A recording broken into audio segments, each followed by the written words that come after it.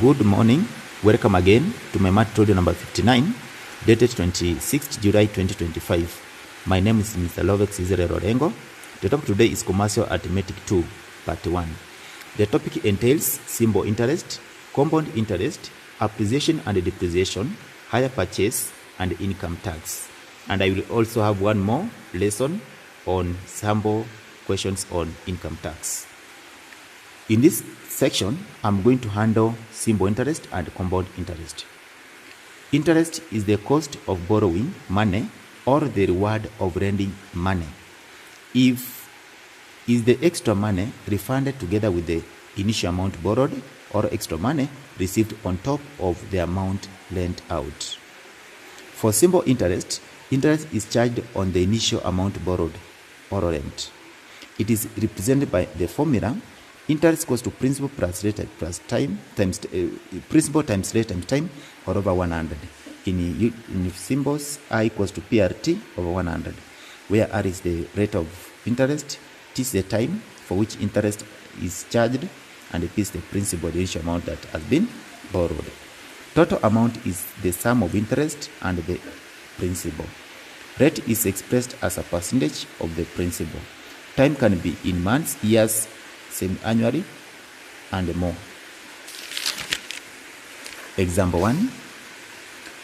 Find the simple interest that would accrue when a welfare group lends to a member 15,000 at the rate of 12% per annum for a period of 3 years.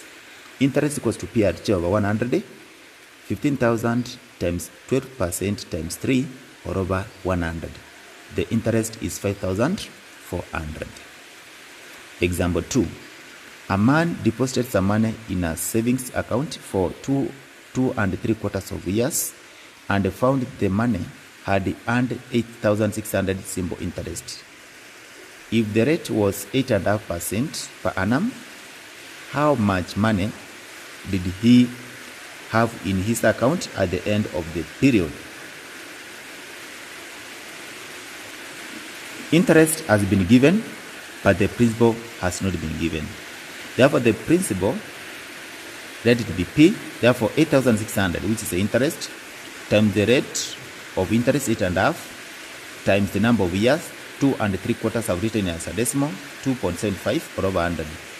We get P as 8,600 times 100 or over 8.5 times 2.75.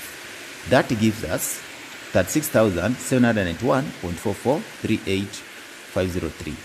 That is approximately 36,791.45 shillings. Total amount equals to principal plus interest. That's the principal which we have calculated plus the interest. We get 45,301.45. In this case, they were requesting us to find the total amount. Total amount is the interest that was given plus the principal, but the principal was not given. That's why we were able to calculate the interest, the principal, before we could sum up with the interest to get the total amount. Let's move to compound interest. Compound interest is charged on the sum of principal and accrued interest. I like to repeat.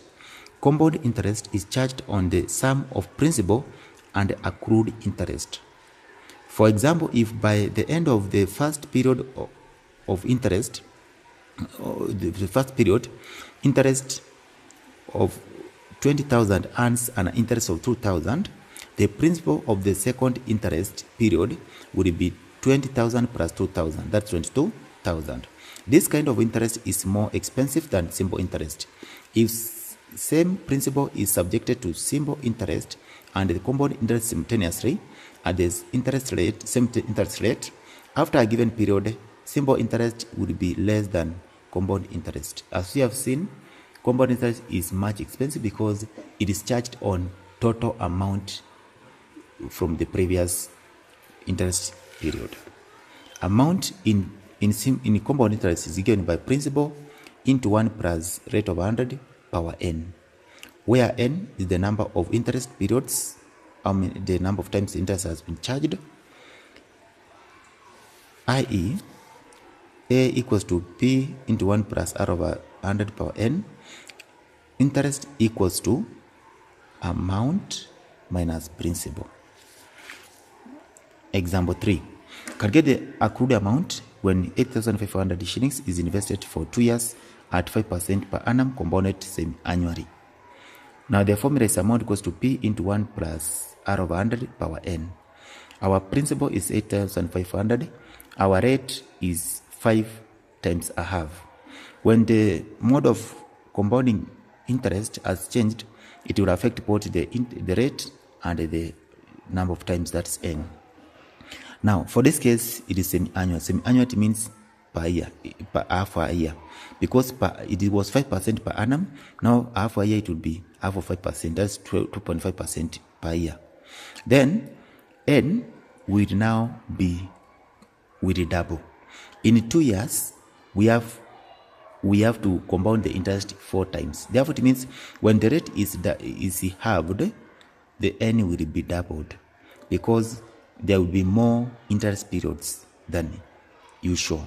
Therefore, when the rate is decreased to 2.5, the value of N is doubled, so that we have more interest periods. In 4 years, in 2 years, we have 4 interest periods of half higher. That's semi-annually. Therefore, the amount will be 8,500 times 1 plus 2.5 over 100 power 4. That one gives us 9,382.40.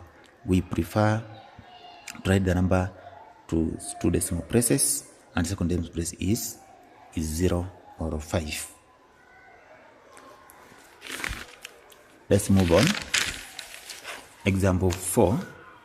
A man sold a plot of land for 80,000 shillings and invested the money in a building society which pays 12% per annum compounded semi-annually. After 2 years, he withdrew 50,000 and left the rest of the money for a further 3 years. Calculate the total interest earned in the 5-year period. The formula is amount equals to principal into bracket 1 plus R over 100 power N. Principal is 8,000. The rate is 12 times half, that's 6% because it was compounded semi-annually. N will be 2 divided by a half, that is 4, just as the previous example. Therefore, amount after 2 years will be 80,000 times into bracket 1 plus 6 over 100 times power 4. That gives us 100,998.1568. Now, principal for the last 3 years will be this amount accrued minus 50,000 because he withdrew 50,000. Therefore, the principal for the second year, for the last 3 years will be, for the third year will be 50,998.1568. Now, amount in the last 3 years will be principal into bracket 1 plus set of 100 power 6. We are saying 6 because 3 years semi-annually gives us 6. Therefore, the amount would be 72,341.86. Total interest will be the amount that was there, the total amount in the first 2 years minus the interest, minus the amount that was deposited, plus total amount in the second phase of the investment minus the amount that was deposited. Therefore, we are having total interest to be 42,341.86. All we can come here and say total interest equals to the amount he invested initially, the amount that he got out, that he withdrew after 2 years, 50,000, plus the total amount in the 5th year, that's 72,341. That's like the total amount that has been gotten out minus 8,000, the amount that he invested initially. The difference is 42,341.86 shillings. Example 5.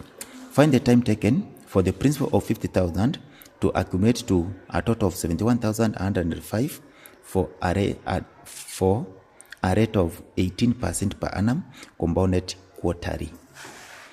Now, the amount is given as principal into 1 plus R of 100 power N. Amount is 71,105. Principal is 50,000. The rate is 18% per annum times a quarter to get 4.5 quarterly. The n will be time divided by 4, divided by 4 times a quarter, which is 4t, which is 40, because it is t divided by, that's t divided by 4, or that's t, that will give us n will be 4t. The time will be 4 because that time each year will be compounded 4 times, therefore the time will be 40. If it is t years, then it will be 40. Now we do amount 7105 equals to 50,000. 7105 equals to 50,000 into bracket 1 plus 4.5 over 100 power n. Now in this case, we divide both sides by 50,000. We get 1.4221 equals to 1.045 power n. We introduce logarithms on both sides because n is a power. We get log 1.4221 equals to n log 1.045. Now we divide both sides by log 1.045. We get the value of n is 7.999999972, approximately 8. But remember, n was equals to 4t, therefore t will be 8 all over 4, that is 2 years. Example number 6. A principal of 48,000 and a compound interest of at 8% per annum for 5 years.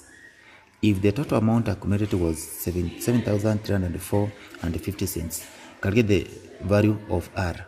In this case, we are given the interest, which is unknown, R% per annum for a period of 5 years, and the amount accumulated was 7,304.50 or 50 cents.